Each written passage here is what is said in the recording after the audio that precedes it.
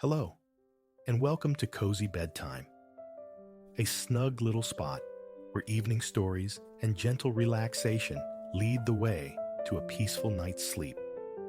Tonight, we share another soothing tale designed to calm your thoughts and invite a sense of comforting tranquility. But first, let's pause for a moment to prepare body and mind for rest.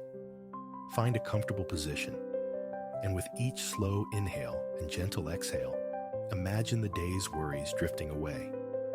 Detaching from daily busyness can be tough, especially as bedtime nears. But remember, the less we worry about falling asleep, the more easily our minds can release lingering tension.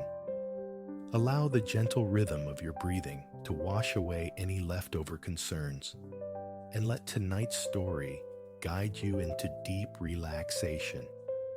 Now, settle in and let the warm, comforting atmosphere of cozy bedtime envelop you.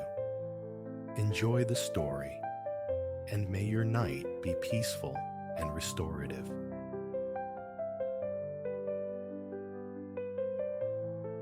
An ocean, swift and profoundly blue, stretched boundless. Light fractured across the horizon, bathing the farthest water in molten gold. Listen.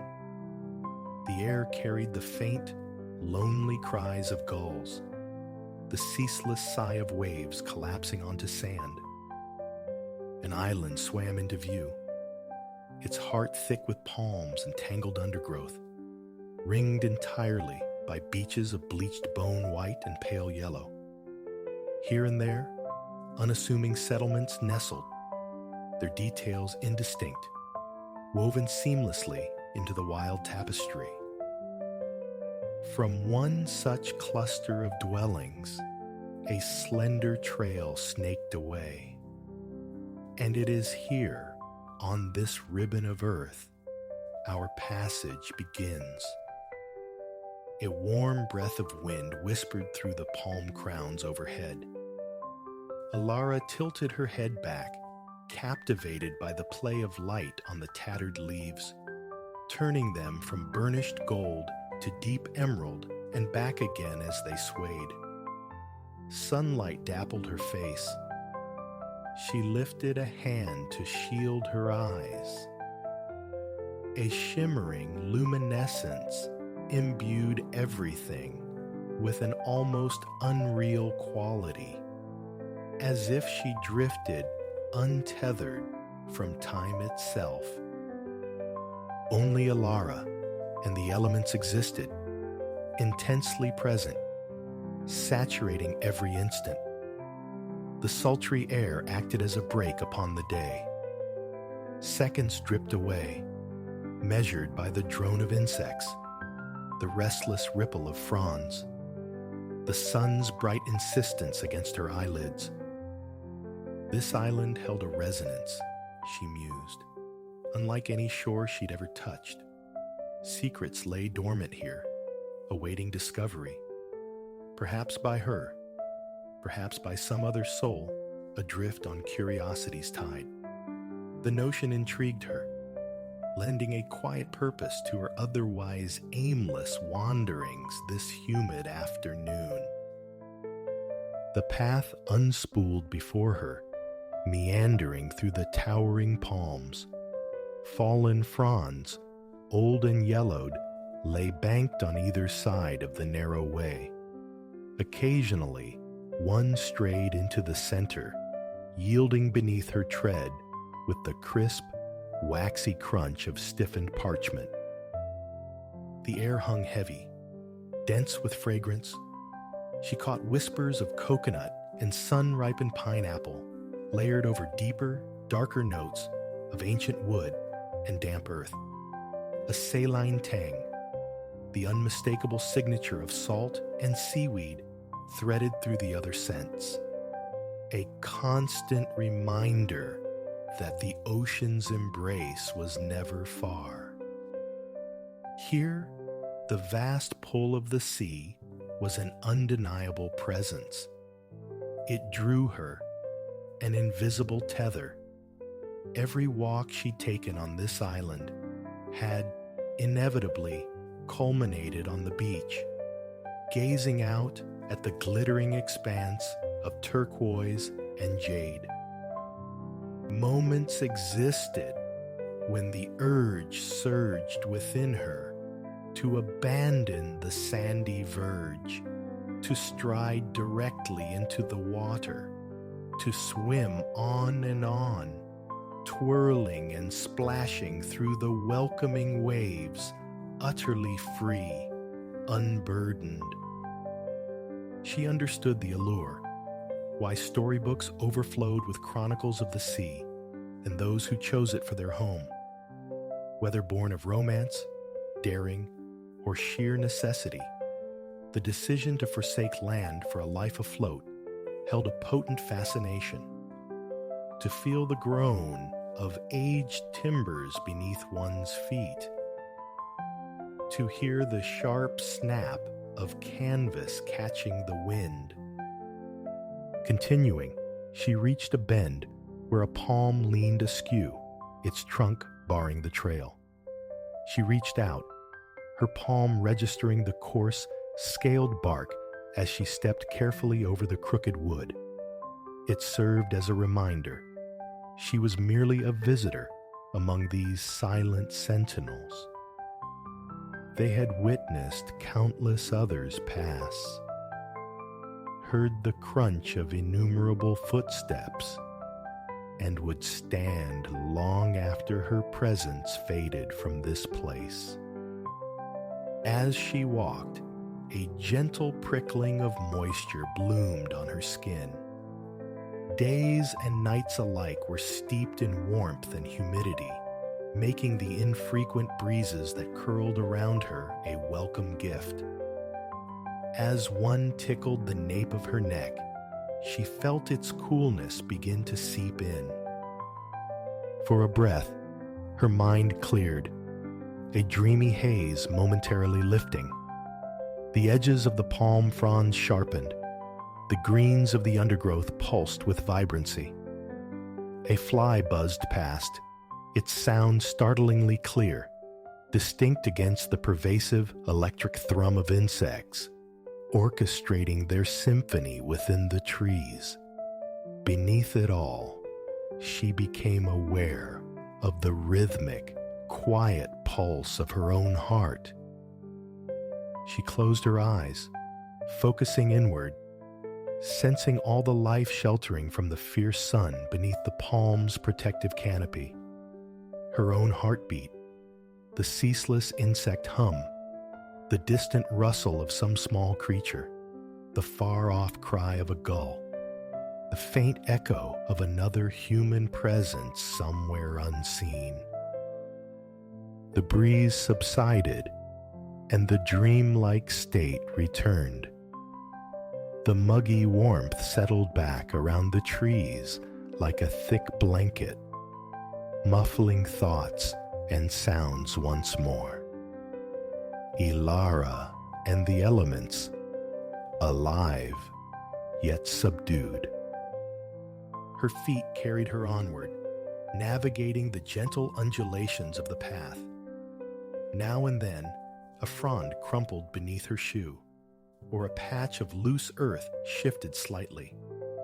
Her gaze drifted lazily, from roots to foliage, to a sliver of intense blue sky, to a mound of damp leaves decaying at the base of a trunk.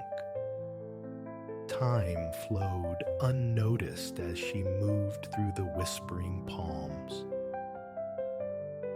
Then, the trail delivered her to a dense knot of trees. They stood shoulder to shoulder, impenetrable, obscuring whatever lay beyond. She paused, allowing her other senses to awaken. Closing her eyes, she drew a deep breath. The familiar perfume of pineapple and coconut, wet leaves, dark soil, and seaweed. But the brine was sharper here, more insistent. Her senses responded keenly to the salt. and a new sound filtered through the forest's buzz, the rhythmic crash and withdrawal of waves upon sand.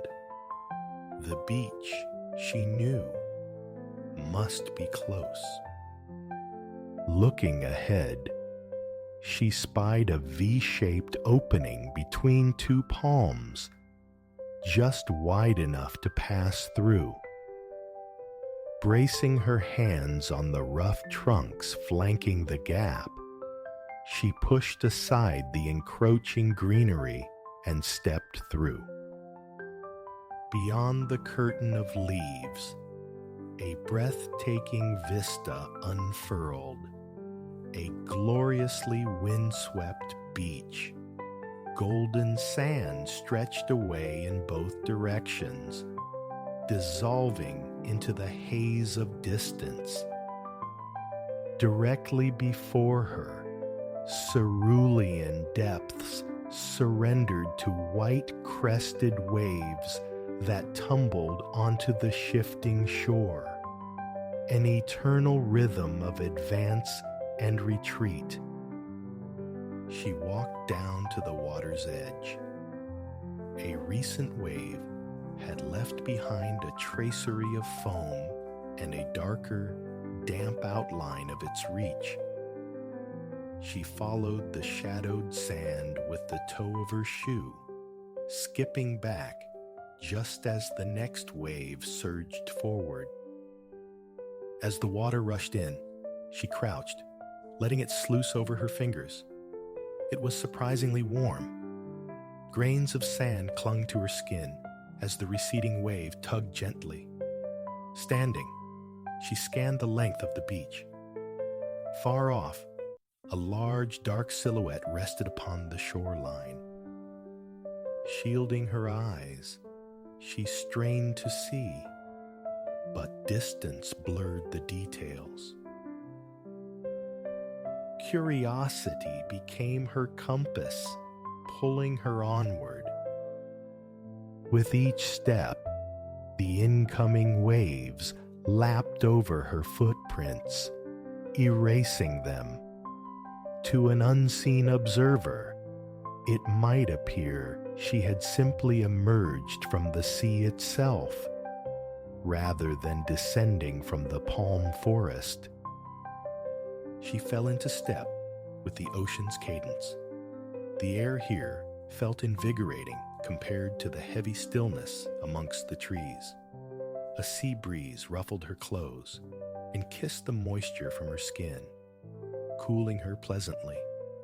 Occasional gusts lifted curtains of fine sand, sculpting miniature dunes along the slight berm separating forest from shore. Every gust whipped the blue water into a frenzy of whitecaps. Even from here, she could see the deeper water, churning, restless. Soon, she was close enough to the dark shape to discern its nature. A large, old-fashioned wooden sailing ship, beached and broken. It listed heavily to one side, clearly stranded here for a long age. Gaping wounds marred its hull. Sections of planking along its flanks were missing entirely. She wondered about its final voyage, its destination lost, its crew scattered. How had it come to grief on these lonely sands? Drawing nearer, the ship's true immensity became apparent. Standing beside it, she felt dwarfed by the towering hull, crusted with salt, sand, and tenacious barnacles. Its dark timbers formed an imposing silhouette against the azure sky. She craned her neck, tracing the lines of the masts upward. A portion of the keel lay exposed. Reaching out, she touched it. The surface felt rough, abrasive, as if years adrift had transmuted the vessel, making it more creature of the deep than creation of the land. Clumps of brittle dried seaweed clung like ancient drapery, and thick frayed ropes dangled, swaying listlessly in the breeze.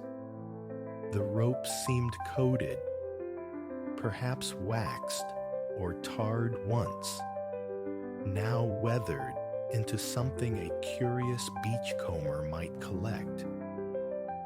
Carefully, she circled the perimeter until she reached the damaged section of the hull. Peering inside, she saw it opened into a storage hold, crammed with wooden crates, sturdy chests, and burlap sacks. She rested a hand on the splintered wood. In that instant, a peculiar sensation flowed through her, a summons, an inexplicable pull towards the wreck's interior. It felt magnetic, as if the ship itself had singled her out. With a quick glance down the empty beach, she hoisted herself up and climbed into the vessel's shadowed belly, beginning to explore. Muted daylight filtered through scattered holes and cracks in the aged wood. The air inside was still, thick with dust, yet paradoxically drier than the humid world outside. Faint aromas lingered, the ghost of vegetables, perhaps straw, and a sweet burnt sugar scent, reminiscent of grains or caramel. Most crates and chests were secured with heavy iron padlocks, but she investigated a few open sacks. Their contents were largely gone, claimed by time or tide. She found only a shriveled lemon, hard as a stone, and an empty glass bottle fitted with a snug stopper. Picking her way through the dimly lit labyrinth of storage, she soon discovered a flight of stairs ascending to an upper deck. A strange certainty settled over her. She would be safe here. It was as if the ship welcomed her presence. Each wooden step groaned under her weight, the sharp sound echoing in the profound silence. A fleeting impulse urged quiet, lest she disturb someone, but she quickly remembered this ship was long abandoned. Only she, the forgotten cargo, the sand, and the sea remained. Reaching the next landing, she found the crew's quarters. Old musty hammocks hung limply from ceiling beams or were strung between supports. Many were shredded, remnants left behind after the wreck. There was little else to see. She continued upward, towards the next level, this one open to the sky. The bright sun felt both blinding and benevolent after the ship's dark interior. Her eyes adjusted quickly, and she began to meander across the weathered deck. She found the ship's wheel. The stout wood was cracked and ancient, yet standing there, one hand resting upon it, gazing out towards the sea, felt strangely right, as if she were the captain, or perhaps the helmsman. The thought sparked questions about the vanished crew. What were their stories? From where did they hail? Where did they finally go? Perhaps she would never know. Surprisingly, the mast stood largely intact. Crafted from sturdy, remarkably straight tree trunks, they commanded her admiration. A flicker of movement near the base of one mast caught her eye. Intrigued, she moved closer. It might have been a scrap of torn hammock or a piece of sacking, but as she neared, she saw it was a piece of black fabric rippling in the breeze. Gently, she lifted aside coils of rope and a couple of heavy metal hooks that lay pinning the fabric down, careful to keep a grip on the cloth itself lest a gust snatch it away. Once freed, she used both hands to unfurl it. What it revealed stole her breath. There, stark against the black background, leered a white skull and crossbones. As the realization dawned, a sudden gust tugged one side of the flag from her grasp. For a moment, it streamed sideways, exactly as it would have flown atop the mast, snapping smartly in the warm wind. The skull seemed to grin mockingly as it danced. She imagined spotting it through a spyglass, the ship bearing down. Then, she pictured sailing beneath such an emblem, the grinning sigil announcing her arrival on distant shores. The wind eased, and the flag drooped loosely in her hand. Carefully, she folded it and tucked it back beneath the hooks and ropes. There was one place she now felt compelled to find: the captain's quarters. It didn't take long. Pushing open a sturdy door, she stepped into the most appointed space on the ship. Light streamed through slanted stern windows, illuminating the large wooden desk. A fine patina of dust coated most surfaces, and tiny wind-drifted piles of sand gathered in the corners.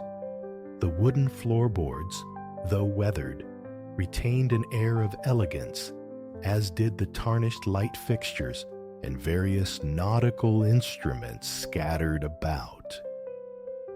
On the desk lay a stack of papers. She leafed through them gently. The pages were yellowed, brittle with age, many already crumbling at the edges. She saw lists of cargo, ports of call, what might have been a crew manifest.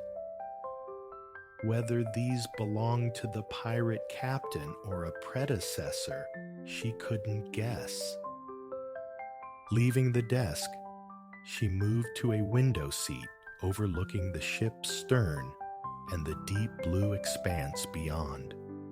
If she were captain, this is where she would pass the hours, she thought, dreaming of new horizons, adventures past, or those yet to unfold.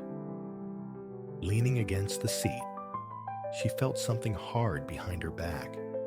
Reaching down, she retrieved a long, cylindrical wooden case. Carefully, she unscrewed the two halves and slid out the rolled parchment tucked inside. As she unrolled it, a wave of understanding washed over her. This, she realized, was what the ship had wanted her to find. In her hands lay a beautifully rendered map. Studying it closely, she saw it didn't depict some distant, unknown land as she'd half expected. It appeared to be a map of this very island. And there, just inside the tree line, not far from her current position, was a bold, dark X. X marks the spot. For what, she wasn't certain, but a deep conviction told her she was meant to discover it. Her gaze swept the room, landing on a long-handled shovel leaning against one wall. An odd place for a shovel, she mused. Or perhaps not. Perhaps this map was the very reason the ship had journeyed to this island countless years ago. The crew had been preparing to seek whatever lay hidden in the forest when disaster struck. Somehow, the map and the shovel had been left behind. With a final glance out the window, she turned, stood, and took the shovel as she left. Back on the open deck, she paused, struck anew by the wreck's haunting beauty. In its prime, It must have been a spectacular sight, bustling with life and purpose beneath the watchful gaze of the black flag.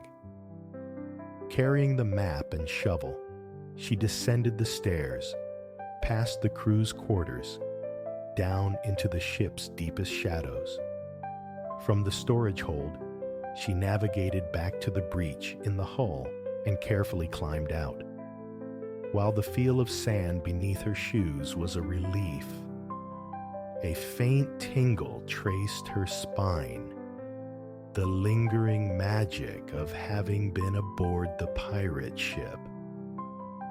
Consulting the map, she located a small dotted line leading into the forest between two distinctively crossed palm trees. She scanned the tree line. It didn't take long to spot them, their trunks forming an almost perfect X. The sand around the ship was soft, yielding. Loose grains whispered as her feet sank, leaving deep impressions. But she quickly reached the berm, dividing beach from forest. Stepping onto its firmer surface, littered with pebbles, twigs, and dry fronds, she followed the tree line to the paired palms. Bending slightly, she passed beneath the point where they crossed, as if stepping through an enchanted threshold. A tiny carving on the right-hand trunk caught her eye. Etched into the bark was a miniature circle above an X, a simplified skull and crossbones. She was undoubtedly on the correct path. Now, back within the forest, she noticed the light had deepened considerably. Sunset was approaching. Shadows stretched long, heralding the coming evening. A soft breeze drifted in from the beach, keeping this edge of the palm forest pleasantly cool. Ahead, she discerned what might be a faint footpath winding deeper among the trees. It roughly corresponded to the dotted line on her map. She decided to follow it. Dry fronds crackled underfoot, splitting cleanly. Insects hummed their vespers, a steady, encompassing drone. Further in, she arrived at a secluded grove. On the map, this cluster of trees appeared to encircle the spot marked with the X. She approached the nearest tree, inspecting the rough bark of its trunk. Just as she'd suspected, the same small mark was carved there. She moved to the next tree, finding the mark again. Methodically, she walked the perimeter, checking each trunk.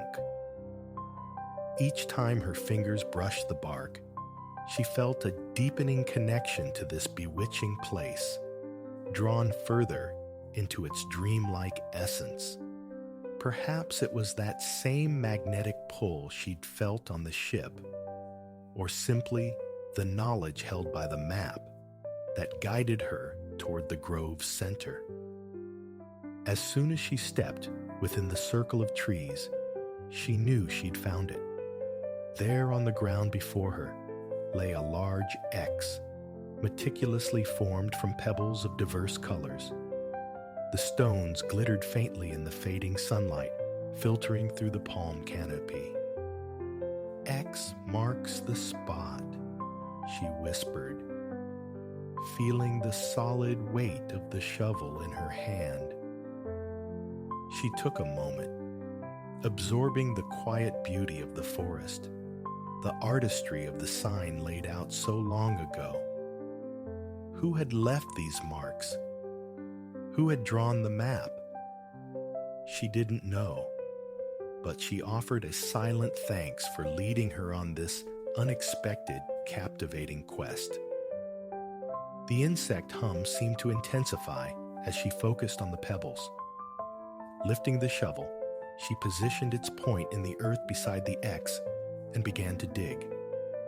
Seconds ticked by, marked only by the rhythmic thud of metal against soil.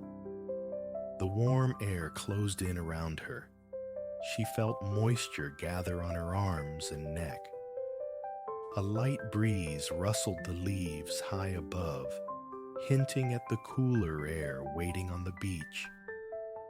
She would return there soon enough, after finishing what she had come to do. Then, the shovel struck something hard, emitting a dull metallic clang. It jumped slightly in her hand. Setting the tool aside, she knelt beside the hole. Using her hands, she brushed away the loose soil from the object the shovel had hit, a large wooden chest bound with heavy iron bands.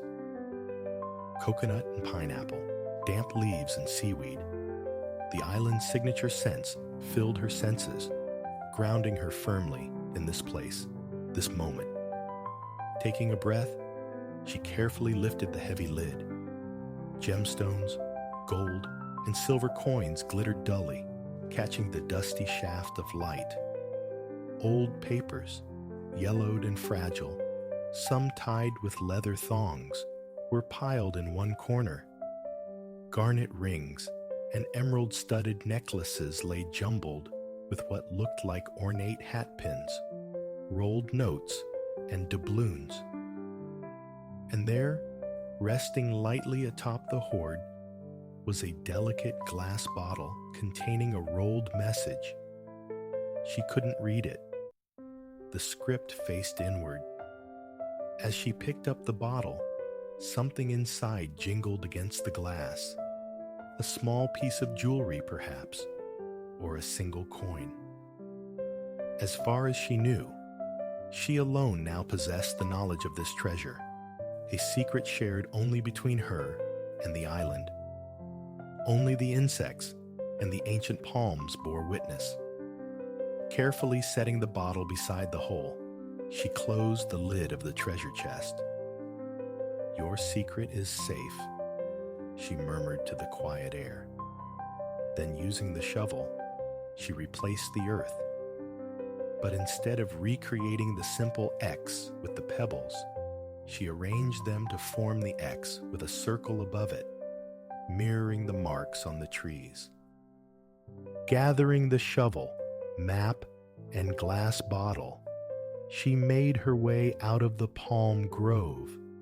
Ducking back under the crossed trunks, she retraced her steps along the tree line, crossed the berm, and walked through the soft sand, all the way back to the silent pirate ship.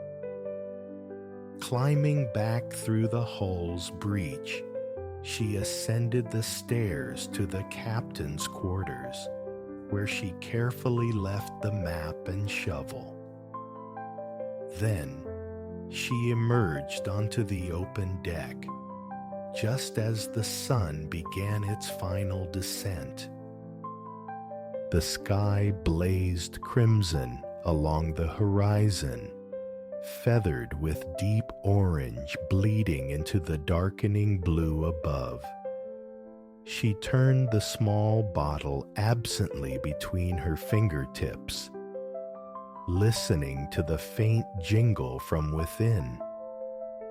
Someday, she would open the bottle, unroll the message, when she felt ready for whatever adventure it might herald.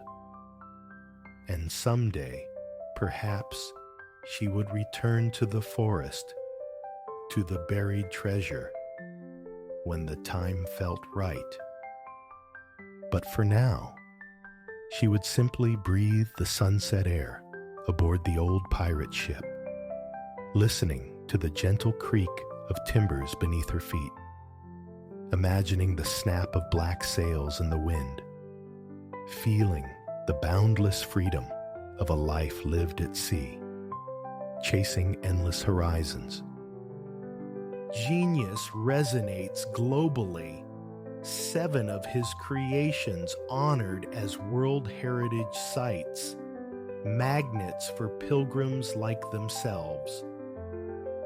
A brief pause for questions punctuated the introduction. Then, the small group ambled onward down the wide pedestrian way. The breeze stirred the plane trees overhead, carrying the seductive scent of cinnamon and sugar from a churro vendor. Ilara, yielding instantly, purchased a warm, ridged spiral. Closing her eyes, she savored the crunchy, sugary warmth, a fleeting moment of pure satisfaction. Their initial destination, Palau Güell, erected between 1885 and 1890. This mansion, Gaudi's inaugural commission from his enduring patron, Eusebi Güell, rose in a coveted city district, on a street pioneering paving and drainage in Barcelona. It served a dual purpose, sheltering Güell's extensive family and hosting glittering high society functions. The building's soul resided in its opulent central hall, the stage for Güell's entertaining. Guests arrived via horse-drawn carriage, passing through imposing iron gates.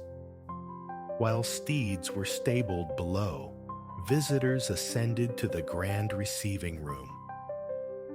Though its exterior presented a somewhat restrained face, the interior exploded with ornamentation. The main party chamber featured celestial perforations in the ceiling, designed to hold lanterns mimicking a star-dusted night sky, a signature touch of Gaudi's inventive flair. Even in its relative simplicity, the facade showcased his mastery, blending stone, iron, and ceramics into an aesthetic echoing Florentine Renaissance palaces. Symbolic motifs adorned the entrance doors, hinting at strength and the Catalan cultural and economic renaissance. Palau Güell, while representing his nascent career, contained seeds of concepts Gaudi would cultivate for years. His ingenious manipulation of space, the fusion of beauty and utility, and the unmistakable integration of nature's organic forms. Leaving the Palau behind, Ilara felt the afternoon sun warm her skin, the solid ground beneath her feet anchoring her presence. Gratitude washed over her. To be here, finally, walking in the footsteps of an artistic titan. Next, Casa Batlló beckoned, a project consuming Gaudí from 1904 to 1906. Granted complete artistic freedom by the owner, Mr. Batlló, Gaudí didn't just renovate. He utterly transformed the building, reshaping its facade and sculpting its interior into a living artwork. Locals knew it as Casa dels Ossos, House of Bones, its very architecture possessing an organic, skeletal fluidity. Gaudí's nature-inspired motifs grew ever more sophisticated. Tree trunks, bones, the very language of the natural world. He translated it all into functional, breathtaking forms. Straight lines were scarce in Casa Batlló. Curves reigned supreme. Much of the facade shimmered, clad in vibrant mosaics crafted from fractured ceramic tiles, a technique known as trencadís. Its roof, a cascade of iridescent tiles, undulated like the scaled spine of some mythical beast, evoking a whimsical fairy tale aura. It seemed poised to shrug off its earthly moorings and take flight. Whispers suggested symbols of St. George slaying the dragon, Catalonia's patron saint, were woven into the design. The ground floor mirrored this surreal charm. Irregular oval windows punctuated flowing stone walls, creating an illusion of expansive, liquid space. Yet beneath the organic fantasy lay profound functionality and innovation. Gaudí pioneered techniques that wouldn't enter the architectural mainstream for another century. Art Nouveau, Gothic Revival, Modernism. Labels attempted to contain his work, but Gaudí defied easy categorization. A true innovator, he demonstrated an advanced comprehension of structure and form, revitalizing older styles with novel techniques and aesthetics. Efficient, dynamic, wildly imaginative, and visually captivating, his designs danced free of stylistic constraints, consistently celebrating nature's organic elegance and harmonious, playful complexity. Emerging from Casa Batlló, Ilara felt incandescent with awe. The House of Bones, reading about it, seeing photographs, paled in comparison to standing before its unique, arresting beauty. It felt like stepping inside an exquisitely crafted, sophisticated gingerbread house. As an artist, she deeply appreciated the fusion of playful eccentricity with brilliant functionality. She lingered, gazing back, attempting to imprint its image onto her memory. A light breeze teased strands of her short hair across her face before she skipped lightly to rejoin the group ascending the street. Their journey continued to Casa Milà, an apartment building constructed between 1906 and 1912, famously known as La Pedrera, the stone quarry. Its defining feature was a self-supporting stone facade, a revolutionary design allowing for larger windows, abundant natural light, and unprecedented flexibility in interior layouts. Its undulating, futuristic appearance was remarkable for its time. In the early 1900s, Passeig de Gràcia was Barcelona's showcase avenue, lined with iconic buildings and home to the city's elite. These affluent residents commissioned renowned architects, each vying to create a statement piece, a testament to their status. True to form, Gaudí crowned Casa Milà with a prominent curving terrace and a rooftop populated by sculptural chimneys. Some resembled chiseled blocks, others honeycomb lattices or arabesque forms.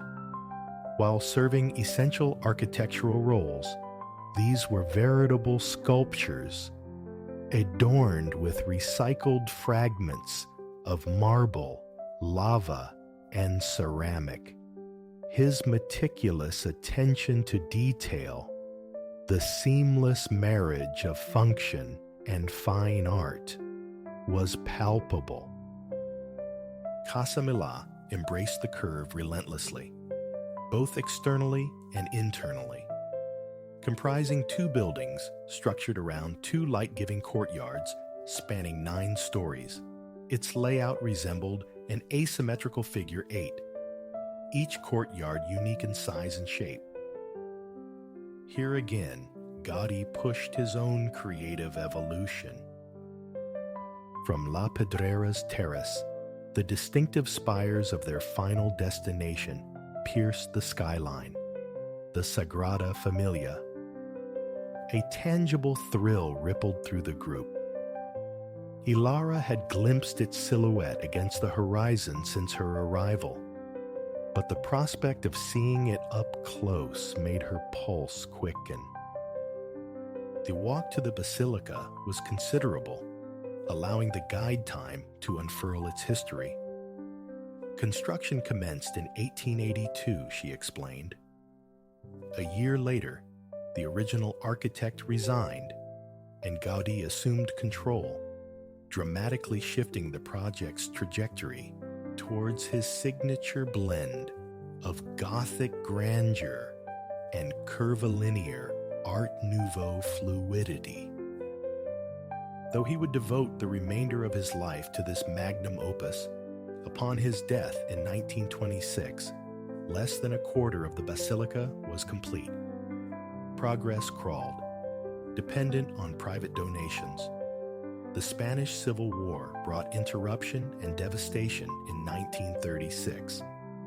Revolutionaries damaged the structure and partially destroyed Gaudí's precious plans and models. Nearly 15 painstaking years were spent reassembling the fragments of the master model, delaying significant work until the 1950s. Gaudí, anticipating he wouldn't see its completion, had meticulously crafted detailed models to ensure his vision endured. This foresight fueled the dedication to faithfully restore them after the war's ravages. His ambition was monumental: to encapsulate the entirety of Catholic history within one building. A devout Catholic himself, he aspired to create the perfect temple, narrating the life of Jesus and the chronicle of faith. Decades later, the Sagrada Familia remains a work in progress, destined, upon completion, to be Barcelona's tallest structure and the world's highest church. They drew closer now. Standing in the adjacent plaza, the basilica's staggering beauty and utter uniqueness became overwhelmingly apparent. Ilara felt her skin prickle, her heart performing an irregular rhythm. She paused, drawing deep breaths to steady herself, wanting to absorb every facet of a moment awaited for years. Silently, she offered thanks for this extraordinary, singular experience. The guide continued her commentary, orienting them to the spectacle. 3 facades, 18 towers, each dedicated to a pivotal biblical figure. The spires and the Nativity facade culminated in geometric, cubist-like forms, reminiscent of artistic trends in 1930s Spain. An hourglass shape, recurring throughout the structure, provided both visual harmony and structural integrity. Ilara found herself mesmerized by the towering, intricately carved stone spires reaching for the heavens. They reminded her, whimsically, of colossal pointed churros crowned with sculpted finials. The exterior alone pulsed with such distinct personality. She could only imagine the magic held within. Stepping inside was like entering a kaleidoscope. Sunlight streamed through stained glass, fracturing into dazzling patterns of light and color that danced across the stone, bathing the immense space in an ethereal glow. A sense of profound wonder washed over her.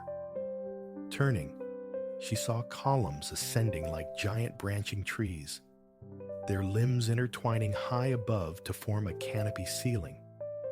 Gaudí's intention, she recalled, was to evoke a forest, a sacred grove where humanity could feel closest to the divine. The engineering required to realize such a vision felt almost miraculous. Consistent with his earlier works, straight lines and flat surfaces were virtually absent. Gaudí treated every space as sculpture.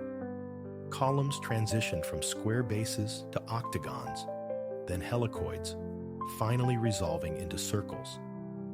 Geometric forms intersected, creating surfaces that constantly shifted and changed with perspective. The intricate details, iron railings, spiraling staircases, ornate embellishments, flowed with expressive curves, as if space itself had erupted into art. Elara moved slowly, deliberately, through the basilica's interior, striving to absorb every incredible detail, every spark of genius. It was unlike anything she had ever witnessed, endlessly fascinating, profoundly inspiring.